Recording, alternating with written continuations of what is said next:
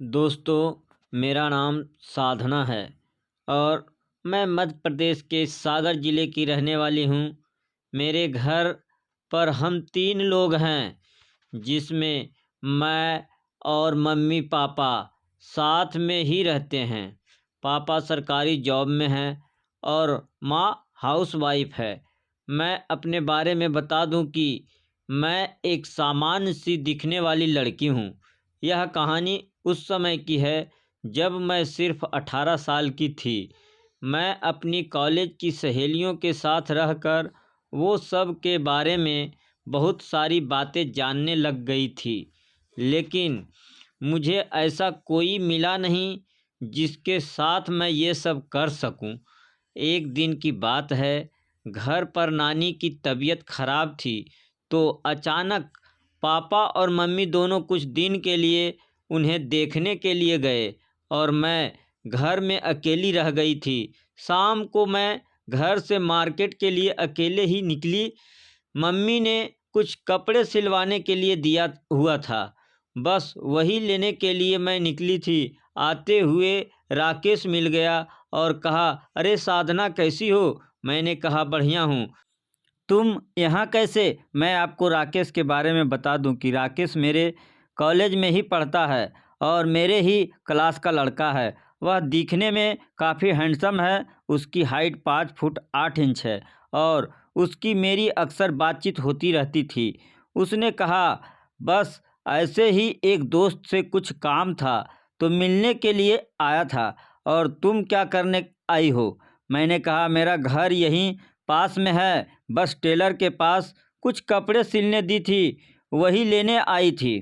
तो राकेश बोला, चलो तुम्हें घर छोड़ देता हूँ। मैंने कहा, नहीं, मैं चली जाऊँगी। उसने कहा, कोई नहीं, मैं छोड़ देता हूँ। फिर उसने मुझे राज़ी कर लिया कि वह घर तक तो छोड़ेगा ही, इसी बहाने कुछ बात भी हो जाएगी। अब मैं उसकी स्कूटी पर बैठ गई और उसने मुझे घर छोड़ा। तो मैंने राकेश से कहा, घर के अंदर तक तो आओ।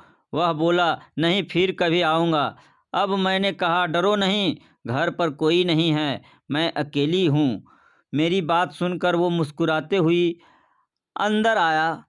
मैंने कहा, क्या खाओगे? उसने कहा, कुछ नहीं। मैंने उससे कहा, मैं चाय बना रही हूँ। उसने कहा कि उसे बाथरूम जाना है। मैंने उसे जगह बता दी। वह फ्रेश होने चला गया। उसके आने से पहले ही चाय बन चुकी थी, पर वह अभी तक नहीं आया था। मैं बाथरूम की ओर गई। मैंने दरवाज़ा खटखटाने की कोशिश की तो दरवाज़ा खुला हुआ था। तब मैंने देखा तो उसे देखते ही मैं चौंक गई और बाहर आ गई। उसने मुझे देखा और वह भी सकपका गया।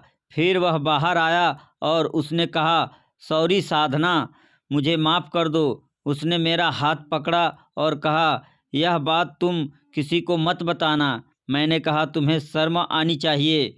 वह बोला, साधना, मैं तुम्हें पसंद करता हूँ, प्लीज़ मुझे माफ़ कर दो। मैंने कहा, ठीक है, कोई नहीं, तुम चाय पियो। चाय पीकर राकेश मुझसे बोला, साधना, एक सवाल है। मैंने कहा, हाँ बोलो। वह बोला, साधना, मैं तुम्हें पसंद करता हूँ। उसकी बात सुनकर मैंने कहा, क्या राकेश ने मुझे इतना बोलकर पकड़ लिया? मैंने उसे धक्का देकर कहा, ये सब क्या है? अचानक से उसके इस बदले व्यवहार से मैं सहम सी गई और एकदम से घबरा गई। और उसी समय मैंने कहा, यह क्या कर रहे हो? उसने कहा, देखो साधना, मैंने जब से तुमको पहली बार देखा है तभी से मैं तुम्हें चाहता हूँ, लेकिन तुमसे कभी बोल नहीं सका। मैंने तुम्हारी सहेलियों से भी पता किया कि तुम्हारा कोई वो वाला दोस्त भी नहीं है। और उसने कहा, मुझे तुम्हारी सहेली मोना ने बताया कि तुम वो सब मूवी देखती हो। मैंने कहा, ये सब झूठ है। उसने कहा, 2 से 3 लड़कियों को छोड़कर सभी के पुरुष फ्रेंड हैं। साधना, मैं तुम्हें पसंद करता हूँ, तुम चाहो तो मोना से अभी फ़ोन कर पूछ लो। मैंने तुरंत गुस्से में मोना को फ़ोन लगाया और इधर उधर की बात करते हुए कन्फर्म किया कि राकेश कॉलेज में किसे पसंद करता है, तो उसने बताया वह तुम्हारे पीछे है। ये बात सुनकर मैंने फ़ोन रख दिया। अब मैं समझ गई कि राकेश की बात सही है। वह मेरे पास आया और फिर राकेश ने मेरा हाथ पकड़ लिया। तभी कुछ देर के बाद मेरी नाना करने पर भी वह नहीं माना। कुछ देर के बाद मैंने भी कोई विरोध नहीं किया। अब वह समझ गया कि मेरा ऊपरी मन से ना है और अंदर से हाँ ही है। नहीं तो अब तक मैं विरोध करके उसे मना कर देती। फिर उसने कहा अंदर चलते हैं। मैंने इशारे में हाँ कहा। इसके बाद राकेश और मैंने स्वर्ग की यात्रा करना शुरू कर दिया। ये यात्रा लगभग 45 मिनट तक चली। मुझे स्वर्ग का आनंद लेने में काफ़ी मज़ा आ रहा था और ये अनुभव पहली बार मालूम हुआ था। फिर वो सब के बाद वो जाने लगा और कहा साधना, मैं तुम्हें पसंद करता हूँ। मैंने कहा मैं भी, और ऐसा बोलकर मुस्कुरा दी। फिर मैंने दोपहर का खाना खाया और तभी उसने कॉल किया और हमारी बात शुरू हुई। उसने कहा आज मैं तेरे साथ रहना चाहता हूँ।